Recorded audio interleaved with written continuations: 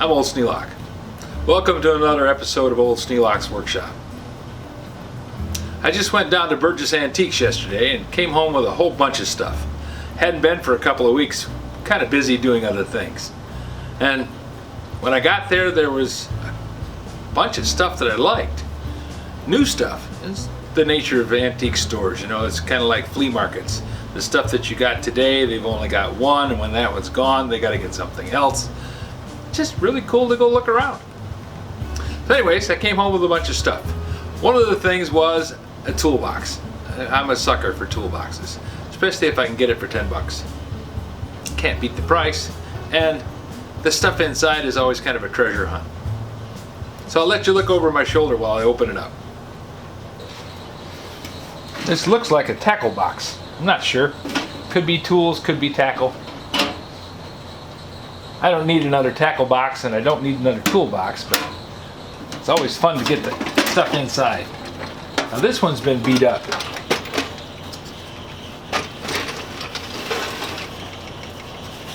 And I think a couple of these bars are bent a little bit. That's a wiggler for a dial indicator. The way it works, that slips over the barrel. Somebody has tightened this thing up beyond the point where it wants to slide over anything. It's designed to slip over the barrel of the indicator, and I think this one's going to take some work on it to get it open far enough to go over the indicator barrel. But anyways, it slides over the indicator, and then this little rod, as this thing pushes up and down, this pushes against the end of the plunger and causes the dial to move. Now this indicator is really dirty and I need to clean it up, but it was something that came in a box of stuff and I haven't had a need for it, so I haven't opened it up to clean it. This is kind of a neat thing. Turns it into a follower so that you can put it on a moving part and help center with it. This is like a 1-to-1 ratio on here. But it's an interesting piece. This is a tool that you'd use to center something. There's a little needle over here that as you push on this part of it, it moves that needle back and forth. Now, I think it's supposed to be held in that. Yeah, it's supposed to have either a thread that holds it in there or it's supposed to have a nut that holds it on. And somebody has made this piece up for a special use.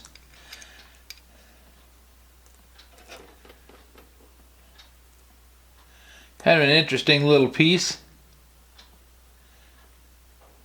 Ideal tool, patented. Doesn't say patented when or Rochester. Ideal tool, Rochester.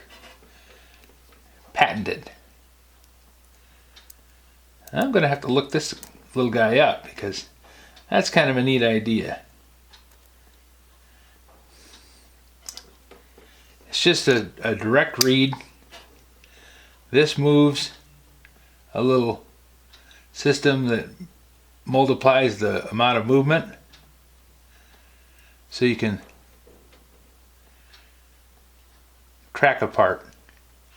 And this one has been worn quite a bit. Evidently they used it on some kind of an automated piece of equipment. Maybe it's a lathe or something else that when it ran out of true, it moved that needle and they were able to center up the part. But I think there's supposed to be a wear item out here on the end. It's got a little hole in there. And I think that's supposed to be a wear item because both sides of that little lever are worn down pretty well. So that'll be a good thing to mess with. See if I can't get it up and running. I think it just needs to be cleaned because it's so bonehead simple. Now this is something that a toolmaker made because he had to turn down the 7/16 thread. Because this is split here and has these grooves here that weakens it so they'll close up easily. You put that into a 3-jaw chuck and it'll grip the thread tightly and let you do operations on it like facing or turning without damaging the thread. So that's a neat piece to have. This is just a screwdriver bit. Everybody made universal tools that you could swap bits out of, supposedly to make them more useful. I found that most of the time this part gets lost and you've got a handle, or else the handle gets lost and you've got this thing. This is a set of feeler gauges. Not a very big set. It's always good to have a magnifying glass sitting around. Here's that set of feeler gauges. It does have a name on it. Maybe the etches are just too small. Goodell Pratt, Greenfield, Mass, made in USA, number 9. Well, it does look like a factory made one.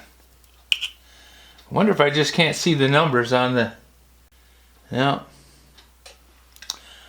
Nothing on there that I can see. But it's a Goodell Pratt number 9 set of feeler gauges. Cool thing. These are always handy. Tap handles.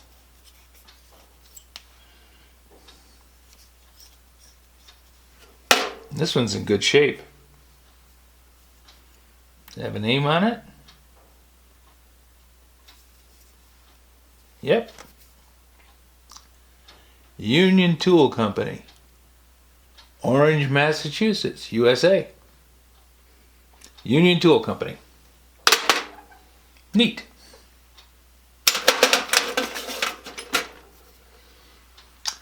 Now this is a boring tool. Somebody made this out of a piece of dowel.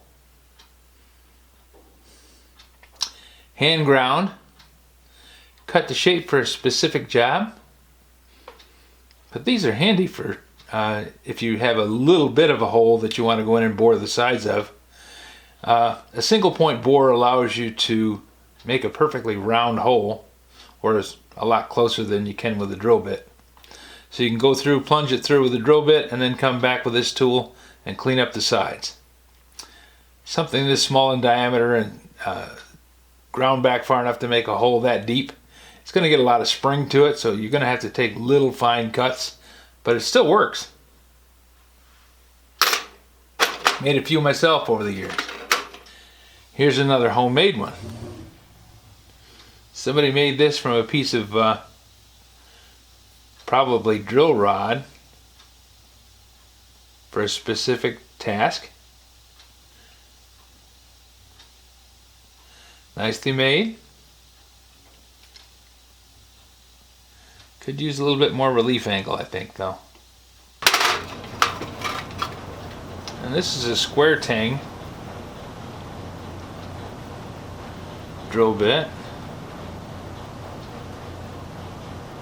9/32.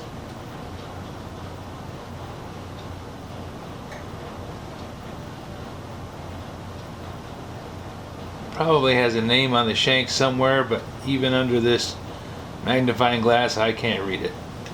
And then that's just a bunch of set screws and bolts and some little ball bearings. Ball bearings are always handy. You can use them to measure things with. You can make bearings out of them. It's just kind of a cool thing to have around. Set of Brown and Sharp calipers.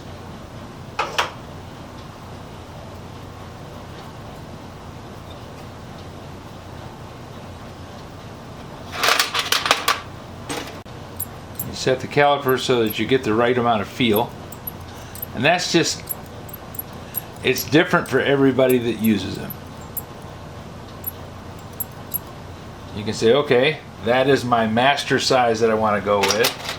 Is this thing the same size? Nope, this one's bigger. How about this? Nope, and that's smaller. So you can use it to gauge parts.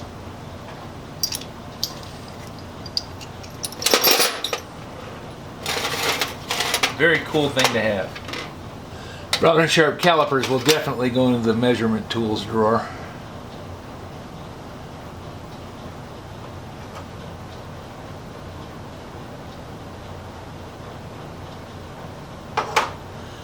This is a cheap drill bit. I don't know if you can see this easily, but that shank is twisted. A drill bit that's worth anything will never twist like that. It would break off. If this thing's soft enough to twist, it's not worth squat. That's going to go in the scrap bin.